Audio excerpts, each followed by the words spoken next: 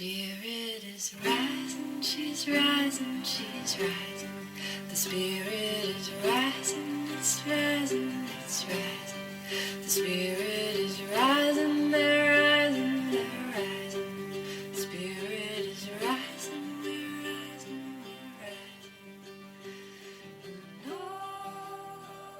we're rising. Hi, Coven. Hi. How we've missed you.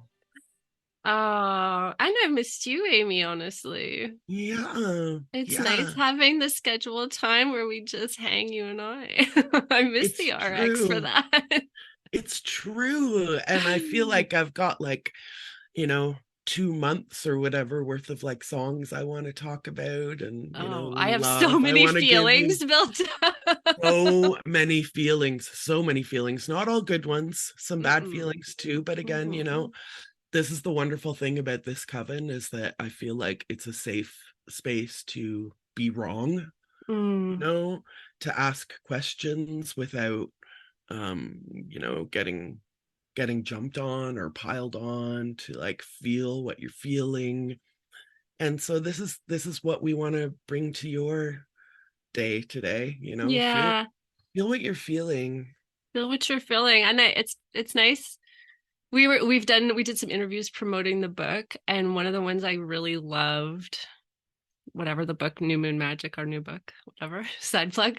Um, one of the ones I really loved was with Sarah Goddess Teener. And because the whole focus of that was how do you collaborate? Tell me more about your friendship. How does this work? And I just thought of it just now when you said our coven is a space where you can be wrong and where you can ask something that you might be scared of asking in other venues, or where you can unpack the complexities of a feeling and feel like the other person is going to be respectful with you, even while they might also have things to teach you.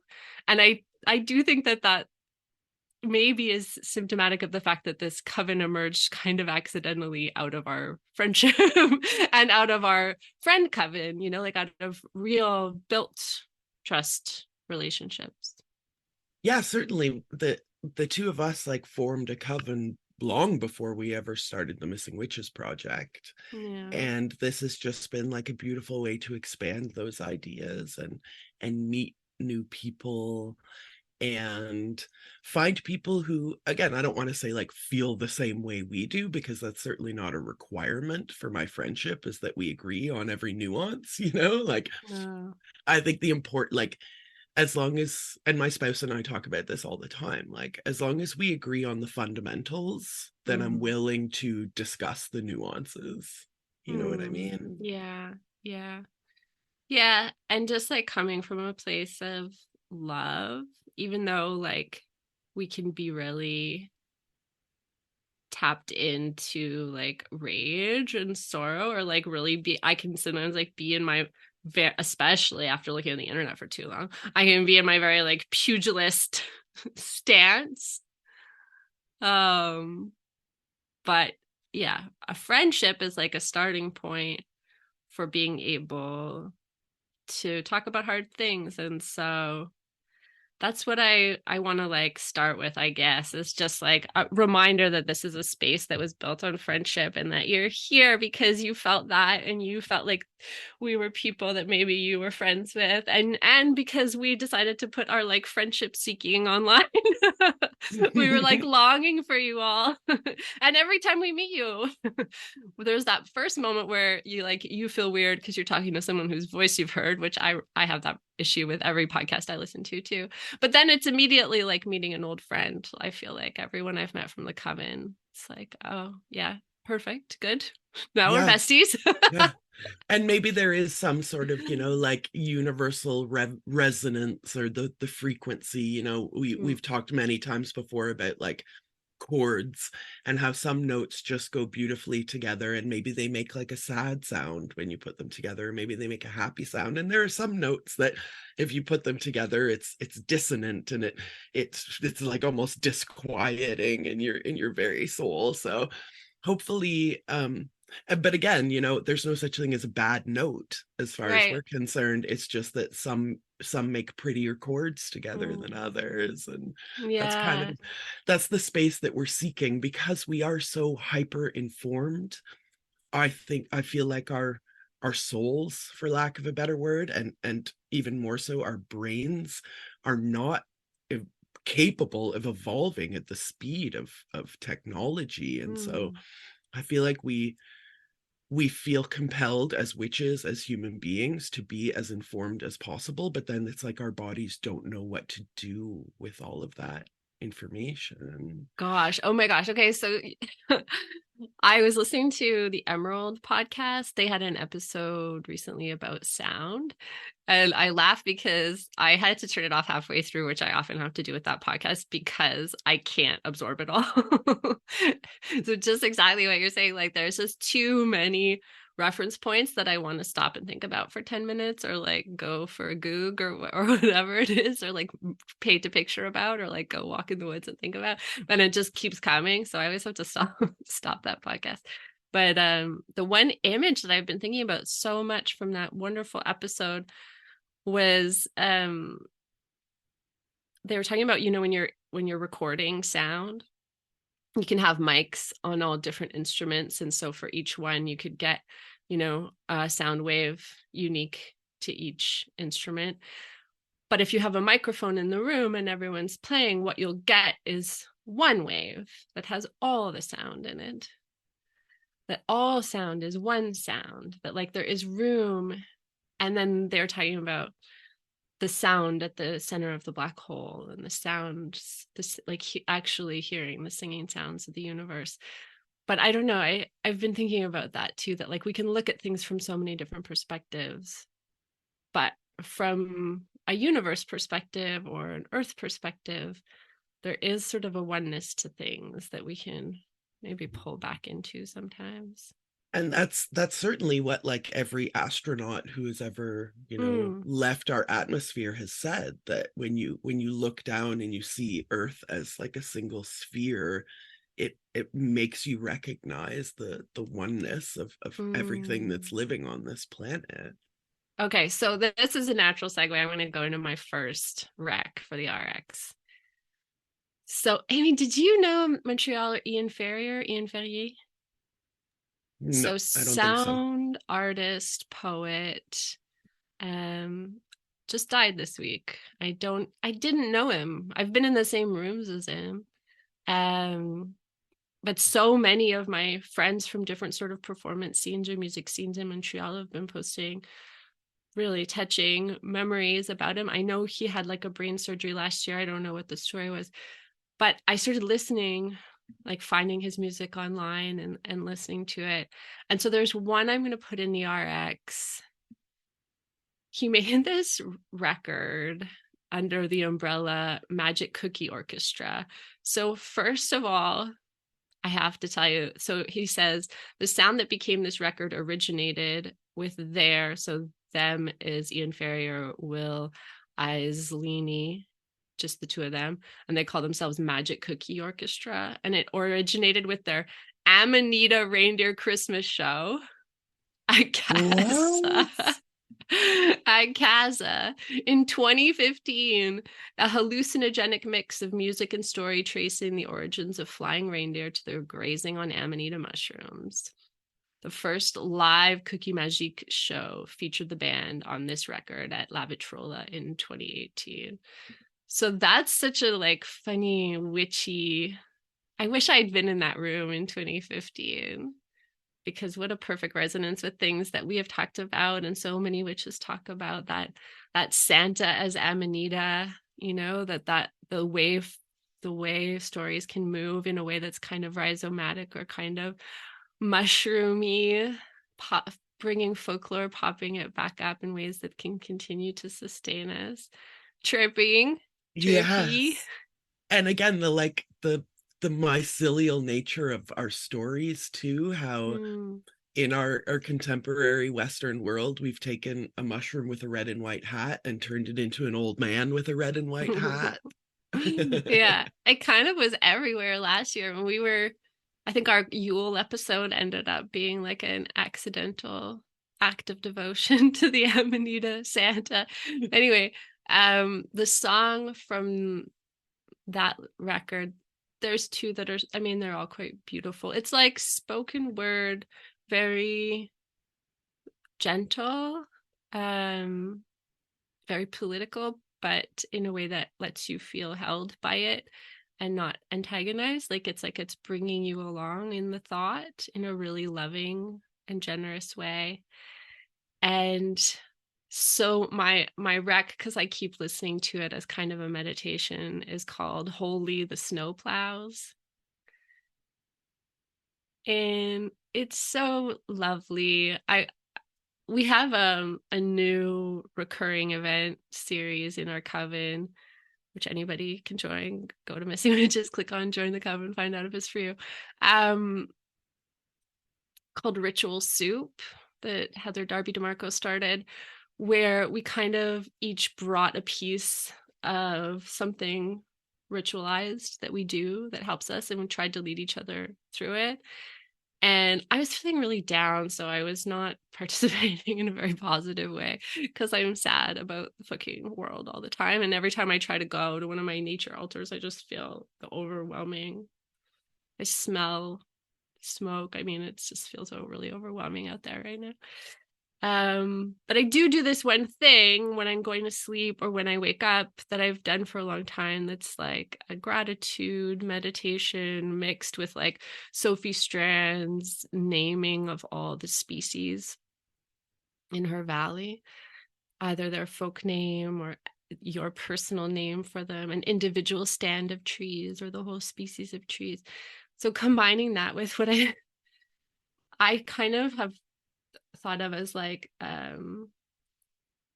don't know, systems thinking or like a political economy of the space that I'm in.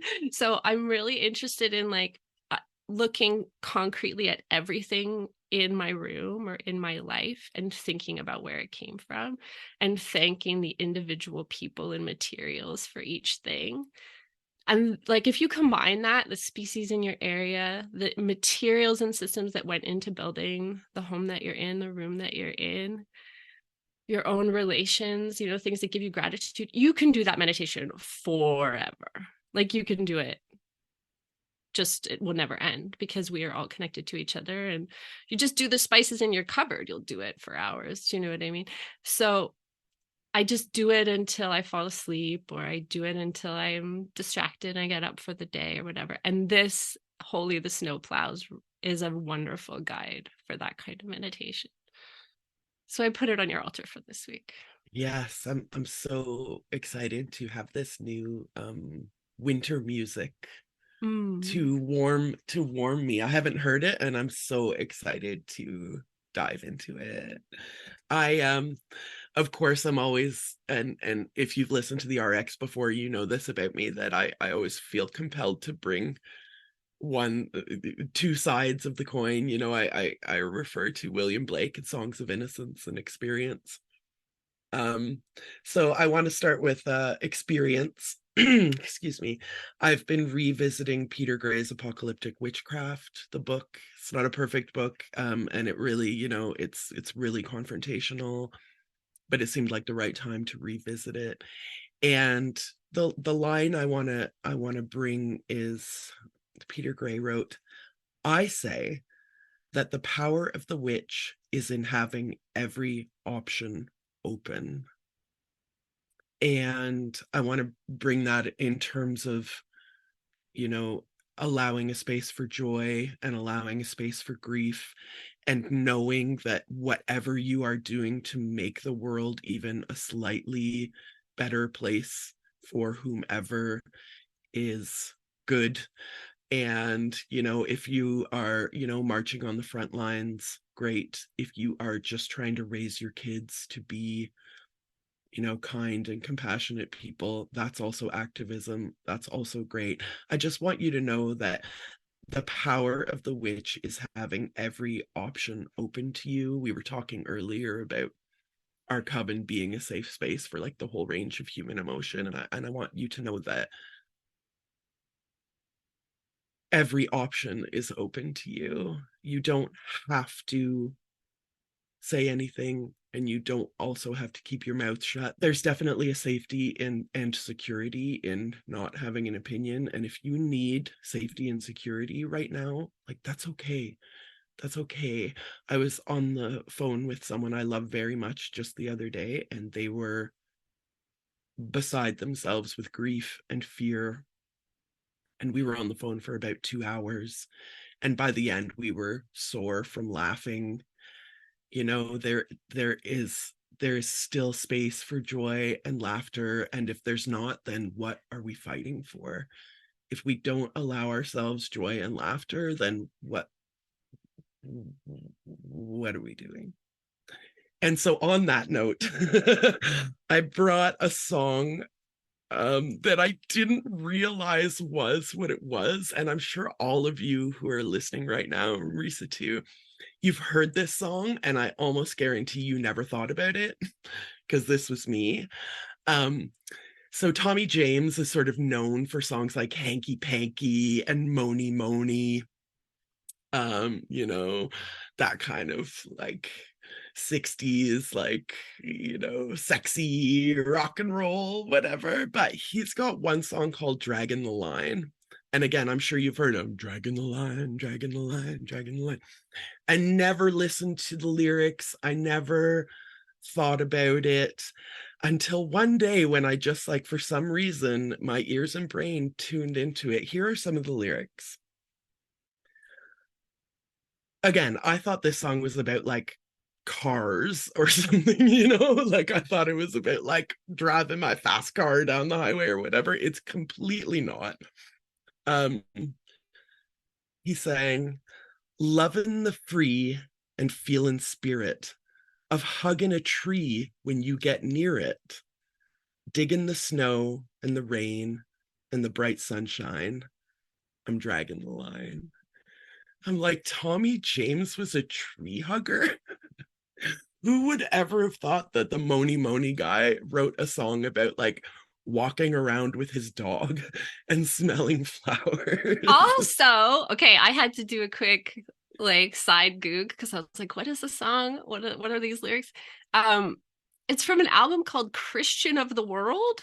And it's all about the whole album is him being like more explicit about his Christian faith, which just shout out like if for you it's possible to have a syncretic experience that you're still exploring. Maybe you're not calling yourself witchcraft, but you're fucking hugging trees and embracing peace and in love with an anarchist Jesus. Like, take this as a gift. Take it. He did the lyric about his dog eating purple flowers and hugging the trees because being a witch means all options are open to you. Exactly. That's exactly what I was going to say. The power of the witch is having every option open. And we certainly we have Christian witches in our coven. Yes. And they are so what's the word I'm looking for? Like beneficial. Like their thought processes are equally as beneficial to our group as the Satanists and the Yeah. atheists, you know, like we really are such big believers in like a multi-faith chaplaincy, I guess, for lack of a better term, where like, again, as long as we agree on the fundamentals, we can discuss the nuances, you know, as long as you believe fundamentally that people should be free to express who they are and what they are in a safe environment, then yeah, we can go back and forth on the details of what that might look like. As long as we agree that we're working toward a utopia, we can talk about like what the mechanics of utopia are, and Right? and agree and disagree and like hold space for that, Mm-hmm. because the power of the witch is in having every option open Mm. and dragging the line. And Draggin the Line. I had no idea. I love that song. I like you. I've never looked at the lyrics. Yeah, yeah. I just heard it and I was like, because again, I'm a big Tommy James fan. Like, I mean, I guess not really, but in the way that everyone who likes quote unquote oldies is like, how can you deny Crimson and Clover? Like, Oh my God. We've listened to that song 72 fucking thousand songs because May and Mark both love it so yeah, much. Oh my you know, God. I love it too, but not like they do. and so like again, like I thought Draggin the Line was about cars or something. I don't know. And Mm, now to know that it's about hugging trees, it really made me feel like, what else am I missing? mm, Like, what else have I not paid mm, attention to that is actually so much more than I ever could have thought it was? And so mm, it's made me feel like, again, you were talking about like feeling like pugilistic and yeah, we're fighting, but not punitive. mm, Pugilistic, but not punitive. Like, I don't want to punish anyone. I feel like my energy is better spent small. Again, like I'm an old lady and I like joined Amnesty International when I was 11. I get it. I know that it's fucked up out there, and at this point in my life I feel like focusing on my community is probably the best thing I can do. And again, all options are open to you. I'm not even suggesting that you take this on, but for me, like taking baked goods to my neighbor who has stomach cancer, to me is like such an act of love, and I just want to do acts of love that mm. in my witchy way I hope will like reverberate into a more loving universe. Yeah. I mean, if your religion at its heart teaches you that all living beings are sacred, that every person, every being is divine and they all deserve life, liberty, the pursuit of happiness, however you phrase that in your culture, then like I'm with you, like I'm on that team. Whatever that, I'm not a religious person, but I love I love religious people. There are so many people in my life that are religious, and for them their religion moves them to activism, moves them to tears when they think about the pain of others, even if they're others of different religions or on the other side of the world or on the other side of these dichotomies that we get cut into. If that's you, then fuck, I love you. I love you. We're one, we're kin. Let's do shit. And speaking of doing shit, I want to say one more thing to our coven mates and to our prospective coven mates, is that obviously we had a lot going on in the past couple months. We did a full-fledged season of the Missing Witches podcast. We released a book. We've also got, other projects that we've been working on a little bit behind the scenes, which we'll make big announcements about as we go. But we want to devote this time between Sawin and Yule. We'll still be doing episodes, we'll still be doing interviews, and we're doing the RX, but we really want to focus on what Risa called, and I love this, coven care. So Risa talked about ritual soup.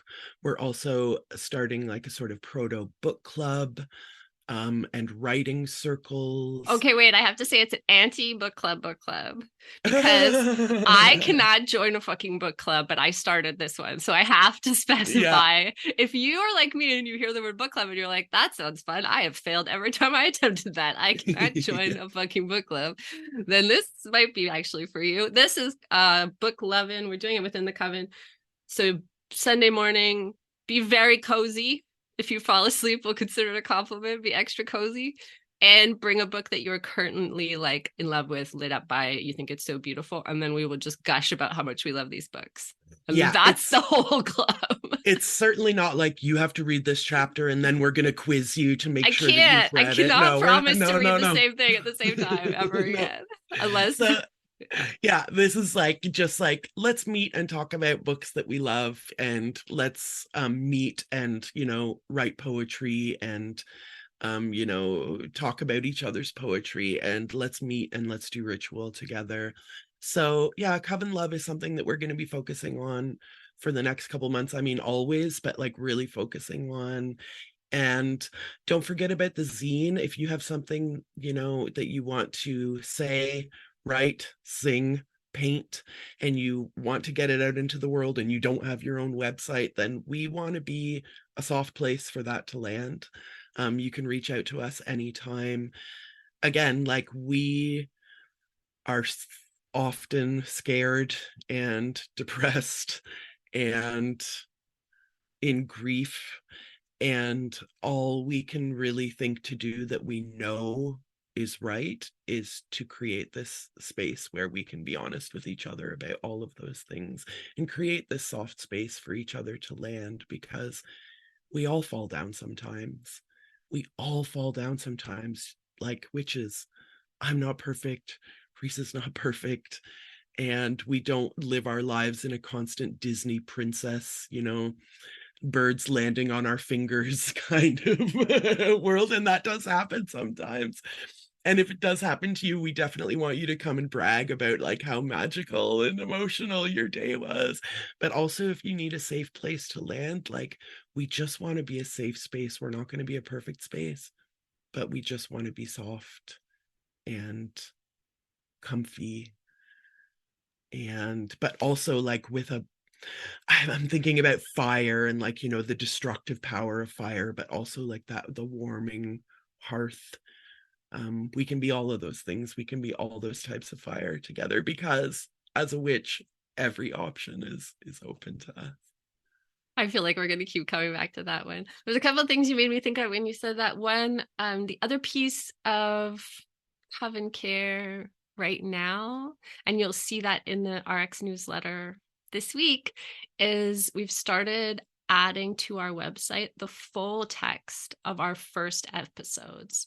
So I've done Pixie Coleman Smith and Maria Sabina so far. So so if you want to just read that instead of listening to it, if that's more available to you, those are fully laid out on the website now. You can just search for the name, or if you go to click on transcripts, everything that we have added a transcript or the full original essay for is up there now. Just slowly trying to improve our accessibility. Oh my god. And then what was the other thing I wanted to tell you about? Oh yeah. I guess I've been thinking a lot about that quote from Mayfair Yang. I think she's paraphrasing Deleuze when she says that that revolutions, violent action seems to reinforce the status quo. It seems to lend capital and those systems more extractive systems more strength, and that what seems to have more effect over long periods of time, or in the longue durée, as they say, is like ritualized community action. So when we think about, like, does this shit does this ritual work, does this community building work mean anything in the face of, Palestinian genocide and horrific anti-Semitism and all the other layers of trauma that we live within? Like, I take comfort from thinking that many people who have researched this do believe that our coming together in a way lets us put down some weapons and think about this seeking that maybe we all have in common for, like, what is the fucking point of it all? What are we doing here? And if we're not trying to make a world where every child is safe, then what are we doing? And I think ritual that holds, like, the sacredness of children and of all people at its heart does change the world. I have to believe it does. I have to. Yes. And Also, call your representatives. yeah. Yeah, we're big on that, we the practical and then the magical. Yeah. It really is very disheartening. We don't have to stay in Gaza and Israel to find acts of war. We could go to Ethiopia right now. We could go to Kosovo. We could go to Venezuela. We could go to Yemen. And that's particularly distressing for me because Yemen is and has been experiencing the worst famine in our known human history, and yet they're still finding the resources to fund war. And I think the only people that win in that situation are weapons dealers and munitions factories who are selling munitions and weapons to both sides of any given conflict. So again, for me, the drive is to build community of love and hope that that reverberates somehow. But I will say, again, like going back to this sort of hyper informed place, that if you look at the data sets, this is actually, I mean, we're having a spike right now, but this is one of the most peaceful times in human history. And it really doesn't feel like that. It doesn't feel like that because we know every conflict. We're doom scrolling and doom scrolling and doom scrolling, and we know every single fucking conflict that's happening in the world right now. And that is too overwhelming. Again, like our human brains and our human souls are not capable of that. So again, I would suggest that, you know, you keep your pugilism and keep your fight, but remember that we're not just fighting against, we're also fighting for. We're fighting for. And even, I mean, again, maybe this is off topic, but I think about the Cold War and what a quote unquote peaceful time the Cold War was. But every single person was living under an existential threat, a constant fear. And that's what Cold War is, right? Like maybe there are no guns firing, but the weight of the existential fear of mutually assured destruction is not like good happy times. So I would encourage you too to like examine the matrix of happiness, examine the metrics of safety, and think about your own psychological safety while you're also thinking about your own physical safety. And let's try to balance those things as much as we can. I'm gonna casually segue from that because I think this this for me was like a breakthrough this week. So I'm this is my second piece for the RX. We have a coven mate who writes under the name Devora Kalila, and they're a Jewish priestess, elder. They've written books called Flowers of Torah and Water, Wine, Tree, and Vine, the full moon festivals. They are really a blessed elder in our community. And in our coven space, she wrote to me and said she had just finished reading the Cancer chapter of our book, New Moon Magic, which is all about dance and the way that dance is available to us as a way to move emotion through our body to give us back a sense of power. It kind of circles around the question, why is a history of colonization a history of dance is outlawed? Because they know, colonizers know, systems know that to keep people compliant when they're trying to extract from a people, taking away things that give them power and tell their stories and tell their knowledge and tell their cosmology is essential. And Devora shared a link to this video by the Northwest Tap Connection, which I had never seen before. So I put it on full screen, and it's called Hell You Talking About, and I don't really know what to say about it except that it's a protest piece. It's a protest piece that comes out of the Black Lives Matter movement, but it's really about saying their names, especially the names of children, saying the names, in this case, of Black people lost to murder by police. but it unleashed something in me. I was sobbing and sobbing and sobbing. I didn't even realize that at the end, the dancers, it's a circle of dancers. At the end, it's these elders, these mothers that come out and dance. And I didn't even realize they were mothers of kids who had been murdered. And I just, the whole time, as soon as they started saying people's names, I was full body shaking, sobbing. I think I was thinking about all the kids in Gaza right now. And I needed it though, like part of me can really go numb while I process information and try to understand what's propaganda. I can really go numb for a while. We've had people coming after us on social media for not being more vocally anti-Semitism, standing up for the rights of Jews to protect themselves, to say more clearly that this is genocide.